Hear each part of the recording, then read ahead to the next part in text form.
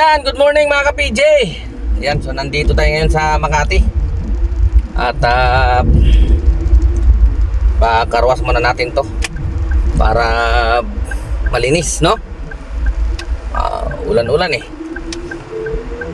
So ngayon, pagkatapos natin magpakarwas, tayo kumain na muna ng almusal bila tilislik para dire-diretso na dahil meron tayong hinahabol na incentive, no? Sayang din yun, 400 tulad ng dati 6 to 10 saka 4 to 8. Ngayon nga hindi na tayo nakapagbiyahe kahapon, pahinga tayo dahil pagod. Tawa lang din tayo, napapagod din, kaya kailangan magpahinga rin paminsan-minsan. So lumabas tayo kanina, no? Alas 3 ng madaling araw. At medyo hindi ganon kaganda yung biyahe natin. Naka ano pa lang tayo, naka 1,000 pa lang tayo mga ka-PJ. Medyo matumal kanina. So sige lang, tsatsagayin natin to. Sanay naman na tayo dyan. Ang oras na pala natin ay alas 5:54 at araw ng Martes, June 17, 2025. So yan, nandito na ako kila Ate Leslie mga ka-PJ. At tapos na rin tayo magpakarwas.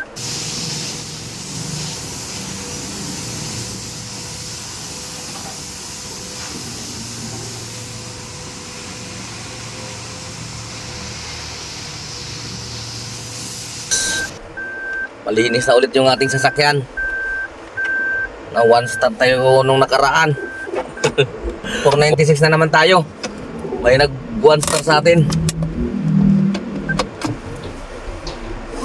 Okay lang yan.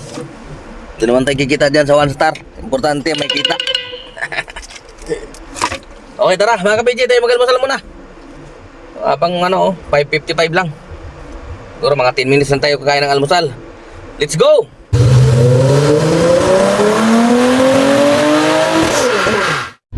So yan, update tayo mga ka-PJ. Ang oras natin ay alas 10:21 na. At yung earnings natin ay naka 2,591 at naka 15 na bookings, no? At ang gagandahan pa niyan, yung ating incentive, pinahirapan tayo. Tingnan natin, pinahirapan tayo kanina eh. Ayan, no?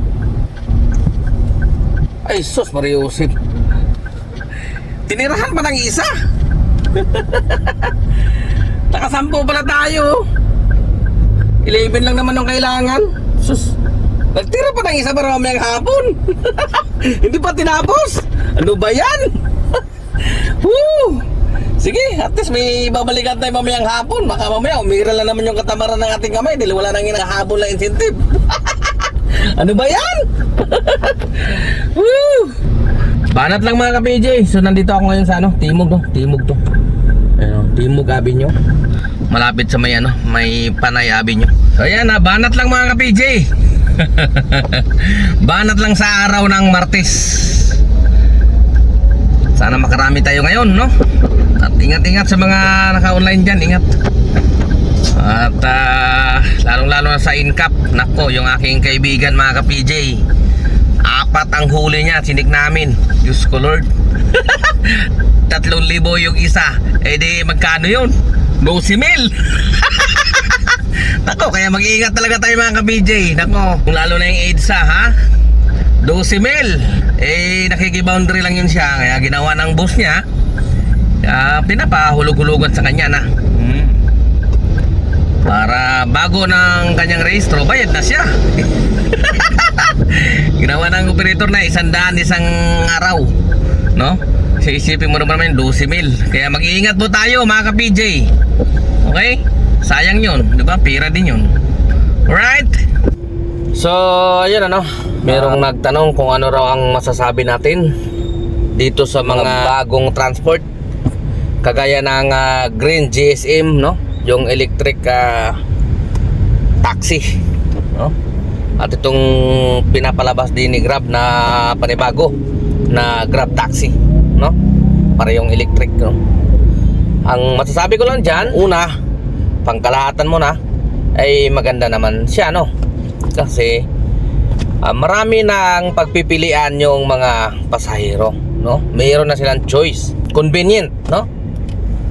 Kasi siyempre parang Grab na rin sila, booking na rin, hindi na mahihirapan na tulad ng dati nung unang panahon, nung unang mga taxi na kailangan mong lumabas sa yung mga tahanan at mag-abang sa mga kanto, no, para makasakay ng taxi. Pero sa ngayon medyo umaasinso na yung ating transportasyon, no? Kasi hindi mo na kailangan na mag-abang, mag-book ka lang at yung sasakyan na ang pupunta sa'yo para sunduin ka at ihatid ka pauwi, di ba? Maganda sa pangkalahatan, no? Napapagaan ang buhay ng bawat tao, ng bawat Pilipino, no? Sa kabilang banda naman, aminin natin, apektado tayo dyan, okay? Kasi siyempre magkaroon ng kompetisyon. Yan, katulad sa mga nangyayari ngayon, bumaba ang pamasahe, sakripisyo, di ba? Apektado tayo, lalong-lalo na sa atin na tayo ang gumagastos ng maintenance ng ating mga sariling sasakyan na ipinambiyahe dito sa transport na ito, di ba? Hindi katulad nung araw, yung mga taxi na nagbaboundary lang, wala silang intindihin na maintenance kasi sagot ng kanilang mga operator, no? Ngayon kasi ang TNB is karamihan ay sariling sasakyan, no? Kumbaga driver operator ang karamihan. Kaya medyo masakit kasi ang baba ng pamasahe, ang mahal ng mga pyesa, no? Kaya masakit talaga. Pero ganun pa man wala tayong magagawa dahil negosyo yan, no? Negosyo yan, so normal naman talaga na magkakaroon siya ng competition, magkaroon siya ng competitor, no? Sa lahat ng business naman yata ganun talaga. Kaya wala po tayong magagawa dyan kundi ang sumunod sa agos. Kung ano man ang mangyayari sa dulo ay hindi pa natin alam, di ba? Basta sa ngayon biyahe lang muna tayo, biyahe lang. Tapos magtabi para kung magdating ng panahon, kung medyo palanganin na talaga, makahanap tayo ng ibang pagkakitaan, di ba?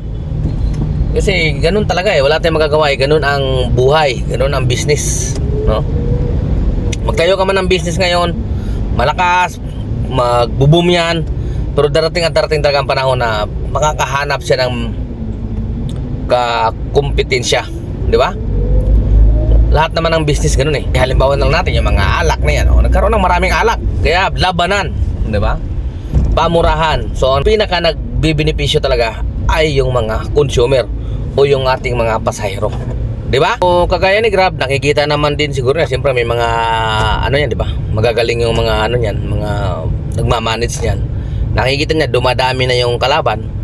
Katulad niya, nakikita na yung green JSM na yan, taxi. Malaki ang posibilidad na maapektuhan tayo mga Grab car, no? Kaya siguro naisip niya ang pinakasolusyon niya para hindi siya masyadong tatamaan, dahil nga business is business yan Hindi naman siya papayag na babagsak na lang siya ng basta-basta. Gumawa siya ng paraan na para labanan, no? Labanan yung green JSM. Kaya nagtayo din siya ng sarili niyang Grab taxi. Kasi hamak na mas mababa pa rin naman talaga ang pamasahe nun, yung mga green JSM taxi na yan, di ba? So kumuha din siya ng sarili niyang Grab taxi. So hindi natin alam na bandang huli baka bumalik na naman yung panahon, babalik na naman tayo sa mga ngamuhan na naman, empleyado empleyado na magiging taxi driver na naman, di ba? Pero ako parang ayaw ko nang bumalik sa ganun Mag-iba na lang ako ng business. Mag-iisip ako ng business na para makasurvive. Hindi na ako babalik na magiging taxi driver ulit. Ito, although taxi driver pa rin naman yung ganito di ba? Pero iba pa rin to na wala kang amo na iniintindi, di ba? Bibiyahe ka, lalo kung sarili mo na yan, hindi ka nakikiboundary. Bibiyahe ka, anong oras gusto mong bumiyahe, wala kang iniintinding boundary, di ba? Hindi mo kailangan isipin na kailangan ko nang gumarahe kasi may karelibo na papalit sa akin o may amo na naghihintay sa akin dahil may oras to, di ba? Yung ikaw lang, bibiyahe ka lang, maghahanap buhay ka. Daman mo, kumita ka na, may pambili ka ng bigas, may itabi ka na, di ba? May pang save ka na ekstrang pera, uwi na, di ba? Kasi kung babalik ka naman ulit sa ganun, parang mag negosyo na lang ako. Magtinda lang ako ng ng speaker. Nakikita nyo ba yung mga naglalako ng speaker? Speaker, planggana, kaldero. Akyat ako sa mga budok-budok. Joke lang. Kasi wala tayong magagawa talaga dyan. Nasa linya tayo ng business Kaya lahat na namang mangyari, business is business yan. Di ba? Kung saan papabor, kung saan maprotektahan yung negosyo na hindi siya tuluyang bumagsak, di ba? Ganon yun. Basta sa ngayon huwag muna nating intindihin yan. Biyahe lang ng biyahe. Pero ang mayaan ako, siguro kung maglalabas ka ng sasakyan, mas advantage kapag 6-seater kasi walang 6-seater sa mga taxi, no? Puro sedan lang walang mga SUV, no? Kaya maganda ilabas mo SUV kasi marami para naman ng pasahero na gusto nila ng SUV. Yung 6 na silang sasakay, di ba? Yun lang. Kaya, lang, think positive lang. Basta biyahe na ng biyahe. Ano mang nakikita natin dyan, think positive lang. Magkagat tayo susuko. Laban lang. Laban lang talaga. Okay? Ito yung kakaiba dito sa mga ka-PG Yung pasahero ko, iba yung nasakyan niya. Kasi hindi na tumitingin siguro sa plate number to. At yung driver naman, hindi tinatanong kung anong pangalan. Kaya yun, iba yung naisakay niya. Yung sakay niya nandito. Nandito pa sa pickup. Sinakay niya yung pasahero ko. Ayun Ayun pabalik na. Anak ng tinapa talaga. Ayan dagdagan na lang ang tip dito sa app. Ano ba yan? Chalap-chalap naman. Yan kasi. Tapos yung driver hindi man lang tinatanong kung anong pangalan ng pasahero niya. Basta sinakay lang din niya. Yung pasahero naman hindi tumitingin ng plate number. Babalik na raw. Kopya na yan. Ano ba yan? Kaya dapat mga ka-PJ, pag nag-pick up kayo ng pasahero, tatanungin nyo talaga kung anong pangalan. Kasi yung iba hindi nagsasalita yan. Para di maabala, no? Ayan, malayo-layo na siguro na takbo nun. Tagal Ano ba yan? So yan mga ka-PJ, ang oras natin ay alas 9:12 na. At ang earnings natin ngayong araw ay 5,437 at naka 26 na booking, no? At ito, nandito na tayo sa Valenzuela, no? Ginabi tayo, ginabi. Siyempre, pinipilit pa rin natin makuha yung ating quota, no? At ang kagandahan naman dyan, nakuha rin natin yung ating incentive. Ay, sana ba yun? Ayan, kuha natin yung ating incentive, ayun. 14.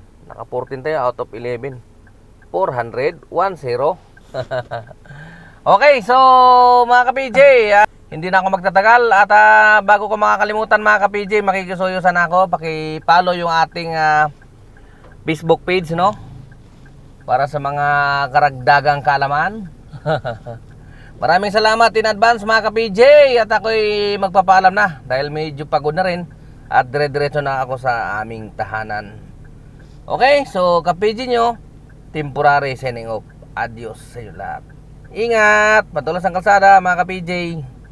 Siguro umira lang naman ang katamaran ng aking kamay. Gumalaw. Pero